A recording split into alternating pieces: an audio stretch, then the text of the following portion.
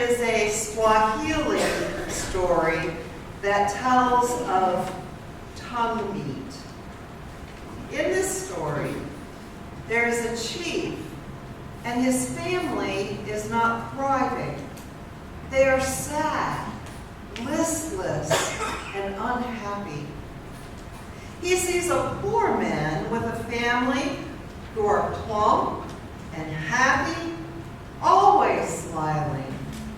So the chief asks the poor man what he must do to help his family thrive.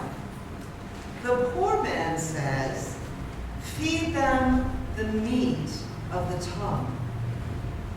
The chief has his cook prepare the tongue meat of every animal in the market for his family to eat, but to no avail. The chief becomes angry.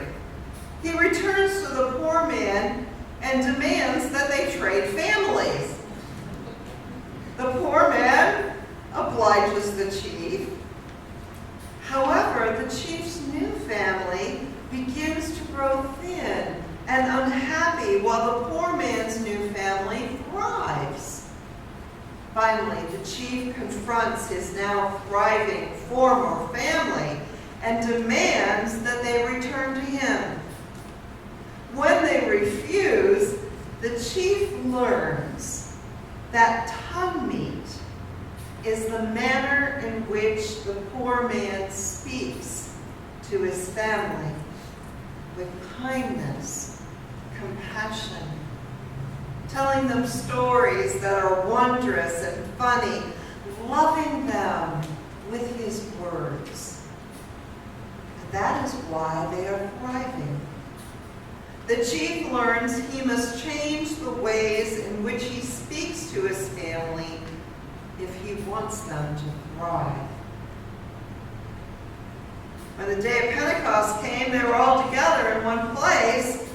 Suddenly a sound like a blowing of violent wind came from heaven and filled the whole house where they were sitting. They saw what seemed to be tongues of fire that separated and came to rest on each of them. All of them were filled with the Holy Spirit and began to speak in other tongues as the Spirit enabled them. Tongues can be confusing things.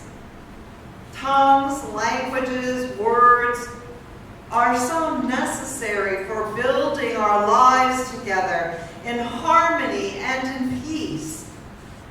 Yet language, words, and the use of our tongues are arguably a source of our most destructive conflicts.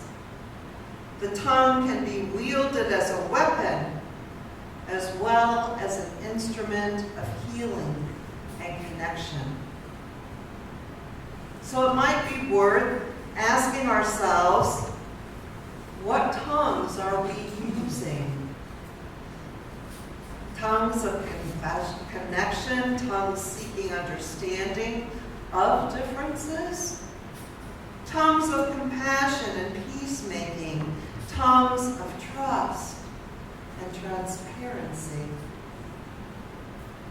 or tongues of secrets, gossip, tongues of divisiveness and distrust, tongues of fear and scarcity, tongues that obscure rather than make clear. Like those in that room so many years ago, we might need to be open to the gift of new kinds of tongues from the Holy Spirit in order to discern God's calling us in building up the holy realm. It's also worth asking ourselves, what are the tongues being spoken here that are not being heard? Are we all really speaking the same language? In the story of the Tower of Babel, God humorously confuses the people's languages or tongues because in only speaking one language, there is no diversity. And there's no diversity in any one thing. We need variety to be strong. Their tower came down to teach them to ultimately depend on God. No one is greater than God. God may be speaking through dissenting voices in a language that we're not used to hearing. The story of the tongue meat invites us to ask ourselves if we are really open to receive the gifts of the Holy Spirit in our midst. Are we willing to learn a new tongue, a new language of love?